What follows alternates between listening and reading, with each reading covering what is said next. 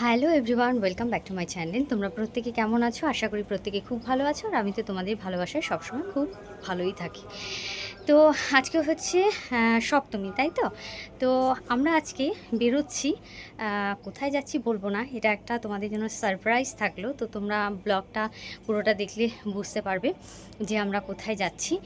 আমরা এই দুদিন মানে পঞ্চমী ষষ্ঠী যা ঠাকুর দেখার দেখে নিয়েছি। আমাদের যেহেতু মানে সোনাইয়ের পাপাদের ছুটি নেই, তো এই কারণে আমাদের পুজোর মধ্যেই মানে বেরিয়ে পড়তে হলো। তো আমরা এখন যাচ্ছি, কোথায় যাচ্ছি সেটা বলবো না।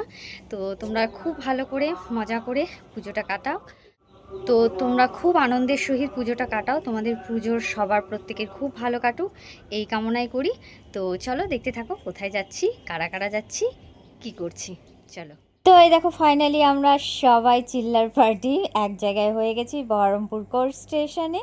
ওখানে আমরা আমাদের ট্রেনের জন্য ওয়েট করছি। বাচ্চাদের তো মজা ধরছেই না, সত্যি কথা বলতে আমরা যাওয়ার 5 মিনিটের মধ্যেই ট্রেনটা চলে এসেছিলো। আমরা সব জায়গাতেই লেট, তোমরা তো এখন জেনেই গেছো।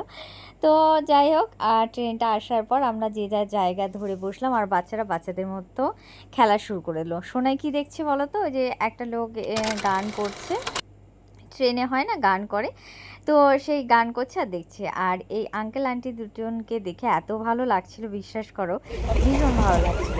তো ওনারা জানালা দিয়েছিল আর কৌশিকটা একবার দেখাও কেমন করে খাওয়া বানাও, দেখাও দেখাও দেখাও দেখাও দেখাও না, দেখাও তুমি ফেমাস হয়ে যাবে কিন্তু। এই গরম গো। আর কি বলবো আমাদের কৌশিকদার কথা, কৌশিকদার বাদাম খাওয়া, লেটেস্ট বাদাম খাওয়া, খোসা মশা কিছু ছাড়বে না, ডাইরেক্ট খাবে, বলছে কে অত সময় নষ্ট করে। তো যাই হোক, আমরা সব এক জায়গায় বসে আড্ডা দিচ্ছি, বাচ্চাদের খিদেও পেয়ে যাচ্ছে। তো আমরা খাবার প্রচুর ক্যারি করেছিলাম, যেগুলো বাচ্চাদেরকে খুলে খুলে দিচ্ছিলাম। আমরা মারাও সেখান থেকে ভাগ বসাচ্ছিলাম। ফাইনালি আমার বর ওপর থেকে নিচে নেমে আসলো, যেহেতু ট্রেনটা ফাঁকা হলো কল্যাণীর পর, দিয়ে আমরা সব এক জায়গায় বসে আড্ডা দিচ্ছি। তো ফাইনালি আমরা শিয়ালদাতে পৌঁছে গেলাম। সেখানে গিয়ে ওয়েটিং রুমে সব জিনিসপত্র রেখে ওয়াশরুমে ফ্রেশ হয়ে আমরা আবার বেরিয়ে পড়লাম, যেহেতু কিছু খেতে হবে। কারণ আমাদের ছিল শালিমার থেকে ট্রেন পুরী, আমরা ডাইরেক্ট মানে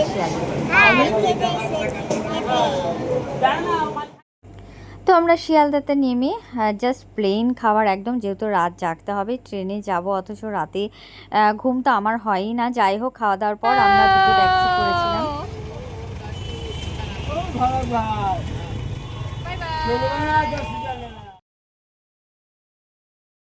তো আমরা দুটো ট্যাক্সি করেছিলাম, একটাতে পিঙ্কি দিদা গিয়েছিল যেখানে আমার বড়রা ছিল, আর আমি বুড়ো দাদের সঙ্গে গিয়েছিলাম। আমাদের লাগেজও প্রচুর ছিল, আমার মেম্বারও যেহেতু বেশি ছিল, তো আমাদের দুটো ট্যাক্সি করতে হয়েছিল।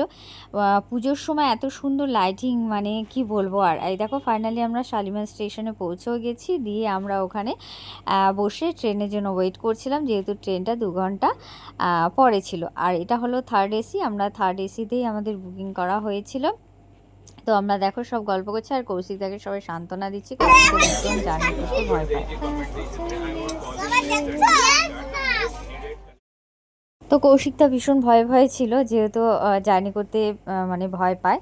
তো ফাইনালি দেখো আমাদের ট্রেনটা চলতে শুরু করেছেন। আর এই ইসকনের কিছু প্রভু ছিলেন, মাতাজি ছিলেন, যারা গান করছিলেন, ভীষণ ভালো লাগছিল আমাদের শুনতে। সোনাইরাও জয়েন করেছিল ওখানে। তো ফাইনালি দেখো রাত হয়ে গেছে, ঘুমানোরটায় আমি বাড়ি থেকে সব নিয়ে গিয়েছিলাম গায়ে দেওয়ার জন্য, ওখান থেকে আমরা কিছু নিইনি। আর এই দেখো ভোর হয়ে গেছে, ফাইনালি আমরা পুরীতে নেমেছি, আর একটা অটোর মধ্যে গাদাগাদি করে আমরা সবাই মিলে চললাম। তো টাটা, বাই বাই। কেমন লাগলো ব্লগটা তোমরা কিন্তু অবশ্যই কমেন্ট করে জানিও। আর এই দেখো সূর্যোদয়, কি ভালো লাগছে তাই না, বলো বন্ধুরা? কেমন লাগলো তোমরা কিন্তু অবশ্যই কমেন্ট করে জানিও।